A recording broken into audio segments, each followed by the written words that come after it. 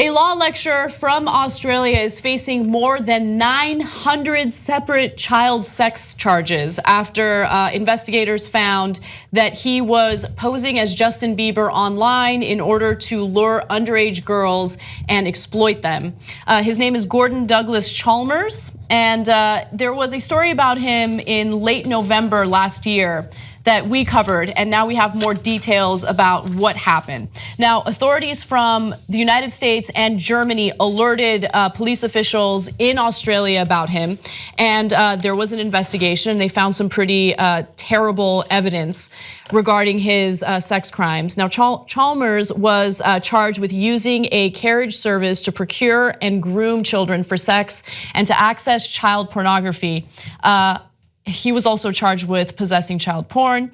Now, when they looked into his computers and searched his home, they found that he was using Facebook and Skype in order to lure young girls. At least 157 child victims have been identified at this point. 50 of them are from the United States, 6 of them are from Australia, the rest are from other parts of the world. His Skype account had 123,000 conversations with 6,000 contacts, many of which were underage girls.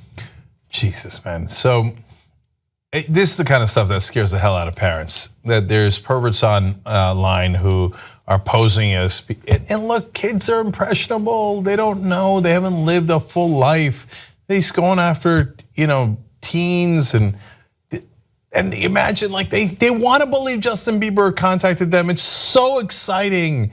If you like Justin Bieber and the thought that he might, you want to believe it. You desperately want to believe it. And so he lures them in that way, and it looks like he says, okay, now send me pictures of yourself. And they think it's Bieber, and they're like, well, okay, it's Bieber, and I'll do that. And then he takes the pictures and he goes, hey, I got pictures of you. I'll release them to your parents, to the internet, so you better do X, Y, and Z. And next thing you know, 931 child sex offenses. It's insane.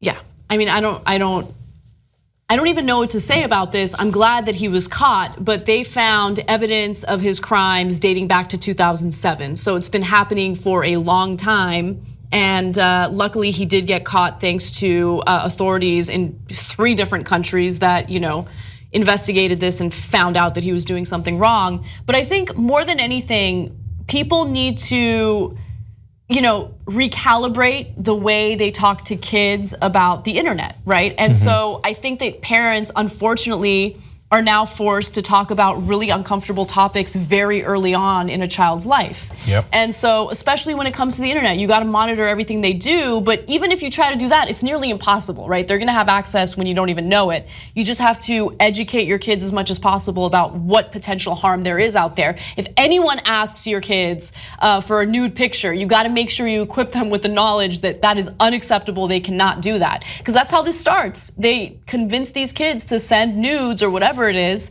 and then it snowballs from there. They exploit them. They'll tell them that, hey, I'm gonna share this. They blackmail them, and so they're kids. They're kids. Yeah, and by the way, it goes to both sexes, and so this has almost become the new Nigerian prince email scam that they used to do. So we did a story about a guy who gets young boys to send him pictures by posing to be a girl. And so they get excited, oh, I'm gonna have sex with a girl, and they send the pictures of their genitalia, and then he turns around and says, okay, I'm gonna release it unless you do X, Y, and Z.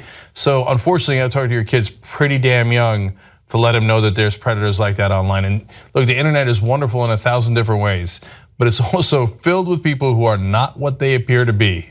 And by the way, they live among us, man. This guy's a 42-year-old law lecturer, goes around giving lectures on the law. Yes. Then goes home and does this. It's pretty scary stuff. You know who created journalism you could be proud of? You did. Our audience helped us hire an investigative reporting team. Now we're gonna go for a second. tytnetwork.com/go. Let's build the best reporting team in the country together.